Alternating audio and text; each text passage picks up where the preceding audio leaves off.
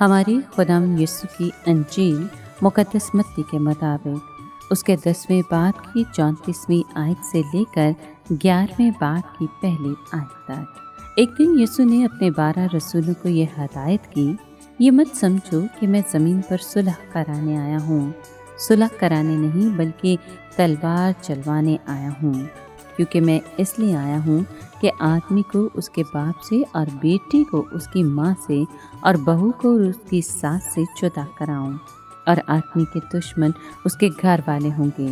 جو کوئی باپ یا ماں کو مجھ سے زیادہ پیار کرتا ہے وہ میرے لائق نہیں، اور جو کوئی بیٹے یا بیٹی کو مجھ سے زیادہ پیار کرتا ہے وہ میرے لائق نہیں، اور جو کوئی اپنی صلیب نہ اٹھائے اور میرے پیچھے نہ ہولے وہ میرے لائق نہیں۔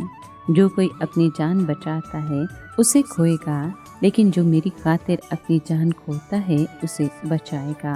جو تمہیں قبول کرتا ہے وہ مجھے قبول کرتا ہے، اور جو مجھے قبول کرتا ہے وہ اسے قبول کرتا ہے جس نے مجھے بھیجا۔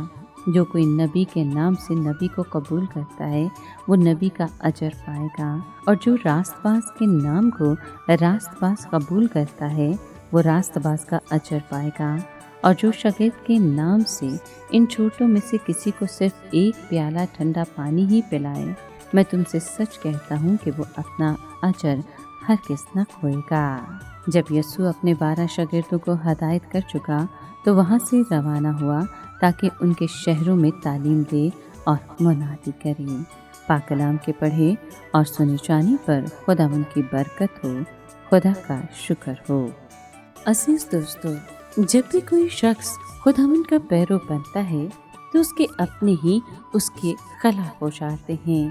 باپ ایمان لاتا ہے تو اس کا بے ایمان بیٹا اس کا دشمن ہو جاتا ہے۔ ماں مسیحی ہوتی ہے تو اس کی بے ایمان بیٹی اس سے عداوت رکھنے لگتی ہے۔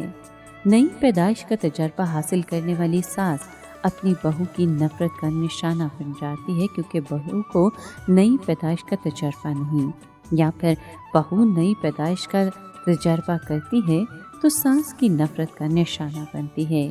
چنانچہ اکثر مسیحی اور خاندان کے درمیان انتخاب کرنا پڑتا ہے۔ ضرور ہے کہ مسیح کو باپ، ماں، بیٹے یا بیٹی پر فوقیت دی جائے۔ شاگردیت کی ایک قیمت یہ ہے کہ دباؤ، تناؤ اور اپنے خاندان سے علیحدگی کا سامنا ہوتا ہے۔ یہ دشمنی اکثر زندگی کے دوسرے شعبوں میں پیش آنے والی عداوت سے زیادہ تلخ ہوتی ہے۔ لیکن ایک اور چیز بھی ہے جو خاندانی بندھنوں سے بھی بڑھ کر ہے اور زندگی میں مسیح کے جائز مقام کو چھین لیتی ہے، اور وہ ہے اپنی زندگی سے محبت۔ اس لیے یسوع نے اس بات کا اضافہ کیا کہ جو کوئی اپنی صلیب نہ اٹھائے اور میرے پیچھے نہ چلے وہ میرے لائق نہیں۔ بے شک صلیب مجرم کو سزائے موت دینے کا ایک طریقہ تھی۔ صلیب اٹھا کر مسیح کے پیچھے ہو لینے کا مطلب ہے کہ اس کے لیے ایسی جان نثاری کی زندگی بسر کرنا کہ موت کو بھی خاطر میں نہ لانا۔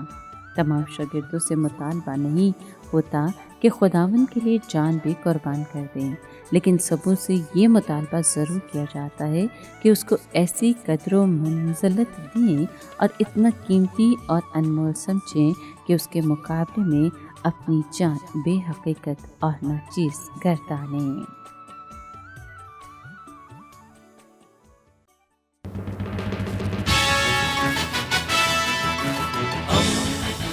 دوستی کا پیمبر، ریڈیو ویریتاس ایشیا۔